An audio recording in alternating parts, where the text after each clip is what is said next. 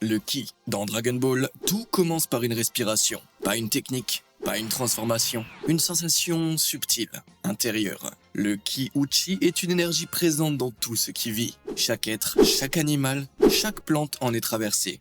Mais seuls ceux qui apprennent à le sentir peuvent le manipuler. Et manipuler le ki, ça change tout. Tu deviens plus rapide, plus fort, plus résistant. Tu peux voler, lancer des vagues d'énergie ou percevoir ton ennemi sans le voir. C'est le socle de tout. Le Kamehameha, c'est du ki. Le Genki-Dama, c'est du ki emprunté à chaque être vivant autour de toi.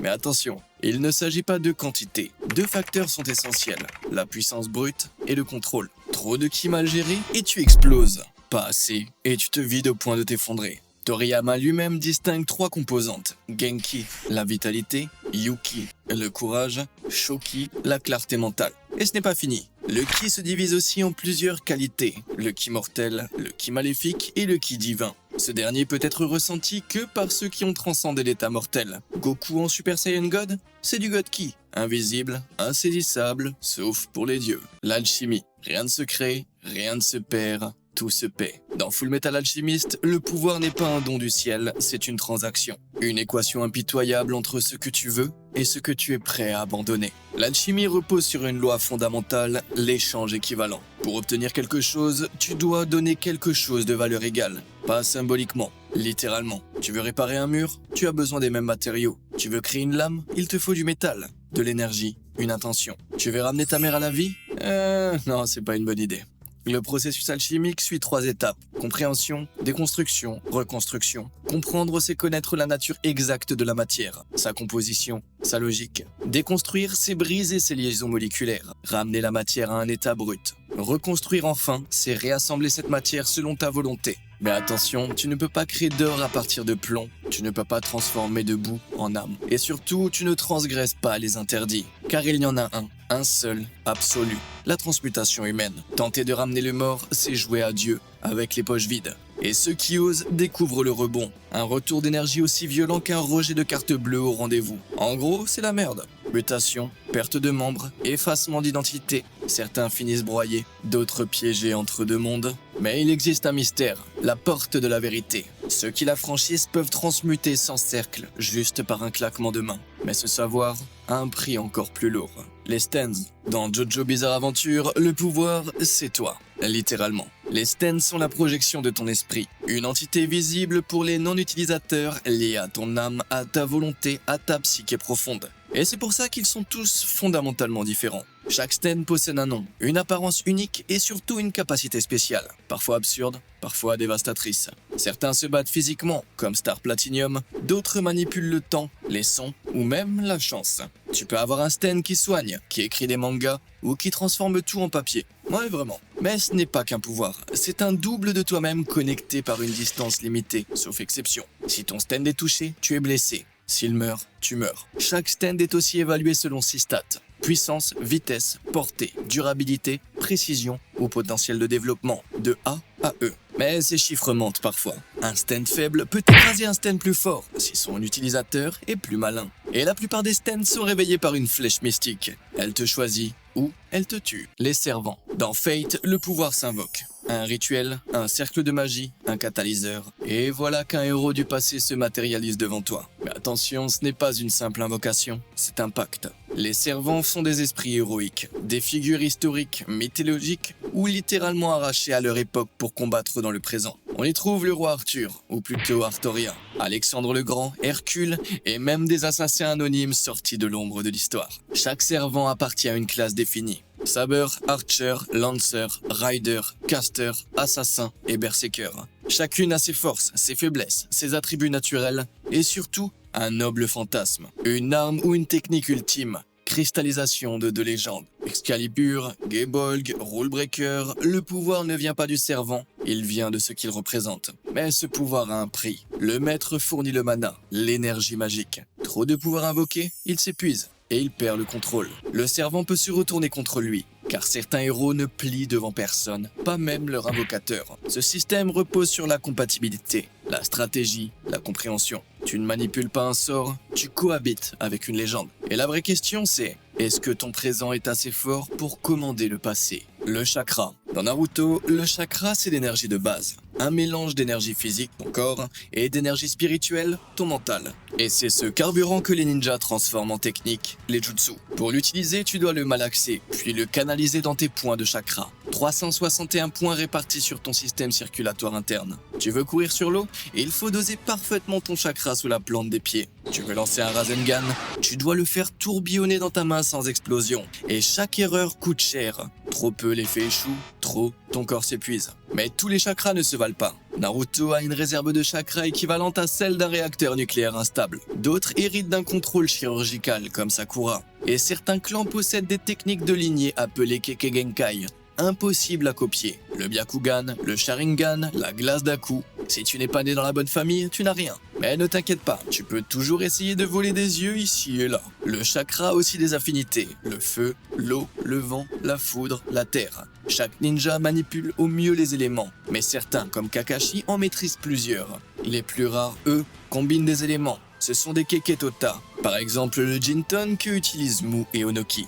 Les fruits du démon. Dans One Piece, il suffit parfois d'une bouchée pour changer à jamais. Les fruits du démon donnent des capacités surnaturelles à ceux qui les mangent. Paramecia, Zoan, Logia, 3 catégories, 3 approches du pouvoir. Les Paramecia modifient le corps, l'environnement ou produisent des effets spéciaux. Tu deviens élastique comme Luffy ou tu transformes ton corps en barrière, en poison, en ficelle. Les Zoan, eux, te donnent la capacité de te transformer en animal réel, préhistorique voire mythologique. Comme forme, on retrouve la forme hybride, et la complète, le tout évolue selon l'utilisateur. Les Logia enfin sont les plus rares. Tu deviens littéralement un élément. Du feu, de la glace, de la fumée. Tu peux te désintégrer et te reformer, intouchable. À moins que ton ennemi ne maîtrise le haki. Le haki n'est pas un fruit, c'est une capacité latente, propre à tout être vivant. C'est la volonté incarnée. Le refus pur. Tu refuses de tomber, tu restes debout. Tu refuses de perdre, tu frappes plus fort. Tu refuses de douter et t'intimides même les rois. Il en existe 3 types.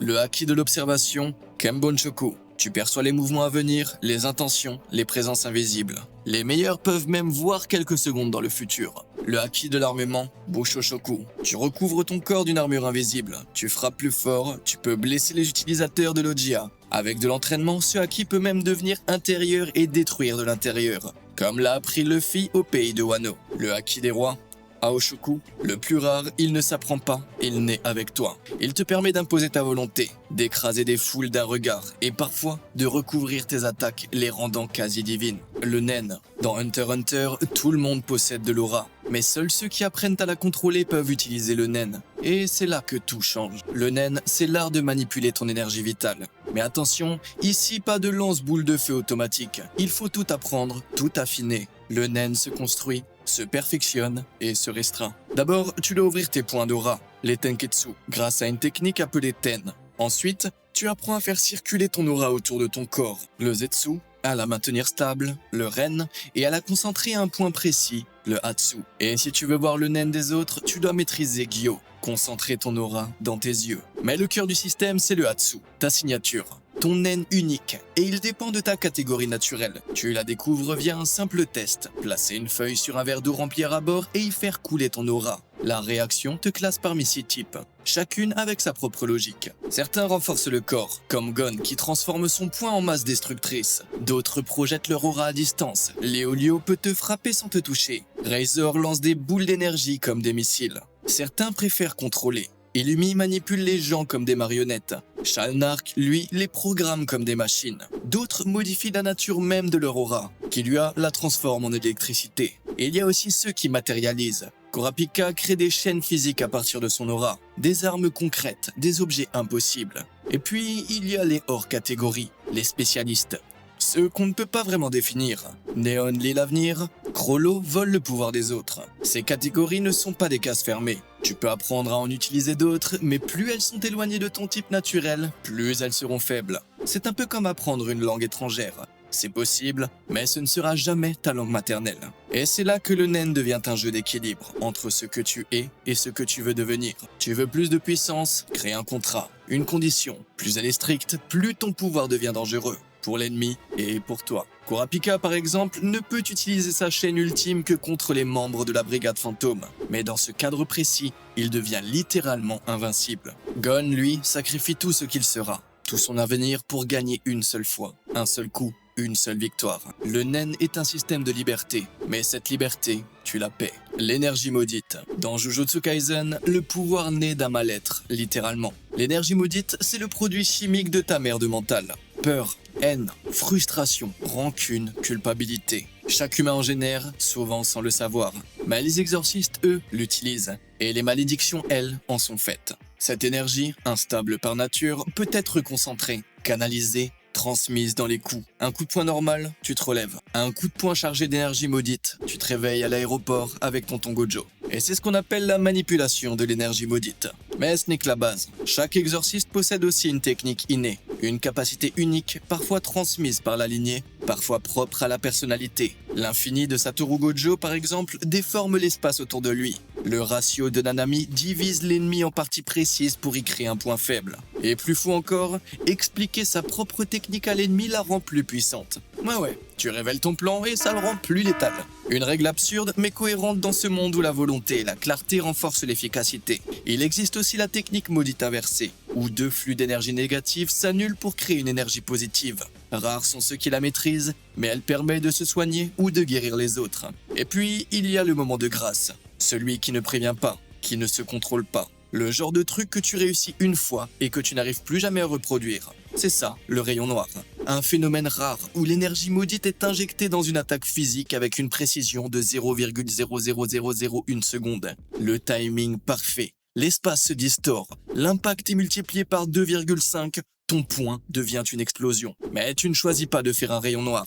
C'est le rayon noir qui te choisit. Certains comme Itadori ou Nanami peuvent en enchaîner 4 d'affilée. D'autres ne le vivront jamais. Et au sommet du système se trouve l'extension du territoire. Un espace clos, modelé par l'utilisateur où les lois normales ne s'appliquent plus. À l'intérieur, sa technique est absolue. Chaque coup atteint sa cible, mais le coût énergétique est colossal et l'échec fatal. Et puis, il y a ceux qui n'ont rien. Aucun pouvoir, aucune technique, pas même une once d'énergie maudite. Toji Fushiguro, Maki Zenin, 2 anomalies, 2 erreurs dans le code. Privés de tout pouvoir, mais avec un corps tellement optimisé, tellement boosté par leurs restrictions innées, qu'ils peuvent écraser des exorcistes de haut niveau à leur seule force physique. Pas de territoire, pas de jutsu, juste un sabre, une vitesse absurde et une haine bien digérée. Le Reiatsu. Dans Bleach, tout commence par la présence. Pas une voix, pas un geste, juste une pression. Lourde, invisible, écrasante. C'est ça le Reiatsu, ou pression spirituelle. Elle est l'émanation brute de ton énergie spirituelle,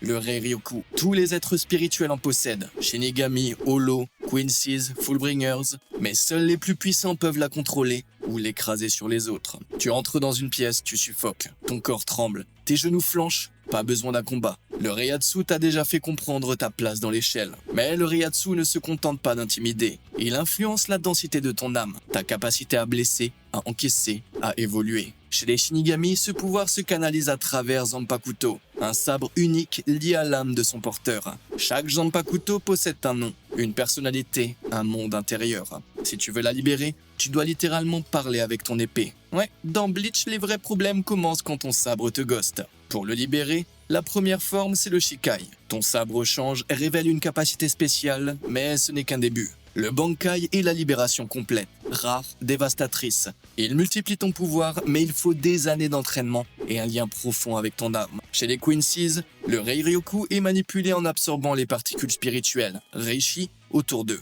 Ils créent des arcs, des flèches, des armes diverses. Leur technique repose sur la précision et la destruction, mais leur pouvoir les oppose naturellement aux Shinigami. Et puis, il y a les Holo, qui dévorent les âmes pour renforcer leur propre Reiryoku, et les Arrancars, anciens Holo ayant arraché leur masque pour acquérir un pouvoir plus humain et conscient. Les souffles. Dans Demon Slayer, il n'y a pas de chakra, pas de fruit du démon, pas de pacte occulte, juste des humains et leur souffle. Ce pouvoir repose sur une discipline appelée la respiration totale, Zen-Sokokyo. Une technique de combat ancestrale qui consiste à contrôler son oxygène à chaque inspiration, à synchroniser son cœur, ses muscles, ses pensées. En la maîtrisant, un simple humain peut décupler ses forces, sa vitesse, ses réflexes, jusqu'à rivaliser avec des démons. Cette respiration amplifie l'apport en oxygène dans le sang, ce qui augmente considérablement les capacités physiques. Certains combattants poussent cette pratique jusqu'à maintenir une respiration concentrée constante, même en dormant ou en étant grièvement blessés. C'est une forme d'auto-hypnose, de concentration pure. Mais la respiration n'est pas uniforme. Il existe plusieurs styles de souffle, tous issus du souffle originel, le souffle du soleil. Le tout premier, le plus dangereux, presque oublié. Les autres styles en sont dérivés. Le souffle de l'eau privilégie la fluidité et la défense. Le souffle de la foudre est explosif, vif, focalisé sur la vitesse pure. Celui de la flamme mise sur la puissance frontale. Celui du vent sur l'imprévisibilité. Le son, lui, transforme les combats en partitions rythmiques, et il y en a des dizaines. Et pourtant, ce que le spectateur voit, les torrents d'eau, les éclairs, les flammes, etc., n'existent pas réellement. Ce sont des projections mentales, des images créées par la maîtrise absolue du mouvement. Autrement dit, c'est dans leur tête, et dans la tienne. Ici, le pouvoir ne vient pas d'un don, il vient de la rigueur, de l'obsession, du souffle qui traverse le corps comme une lame invisible. Dans Demon Slayer, chaque respiration est une promesse. Si tu veux sauver une vie, tu dois être prêt à y laisser ton souffle. Et voilà, on a traversé les 10 systèmes de pouvoir, le chakra, l'alchimie et même les respirations stylées. Et pourtant, on n'a fait qu'égratigner la surface, parce qu'il en reste encore un bon paquet. Comme les contrats dans Chainsaw Man, les malédictions de Digreman, le Cosmo des Chevaliers du Zodiaque, les Magoi de Magi et j'en passe. Alors, si t'as kiffé ce voyage dans les tripes des systèmes de pouvoir et si tu veux une partie 2 encore plus dense, tu sais ce qu'il te reste à faire. Un like, un petit mot en commentaire, même un simple partie 2 maintenant suffit. Bon, allez, à la prochaine.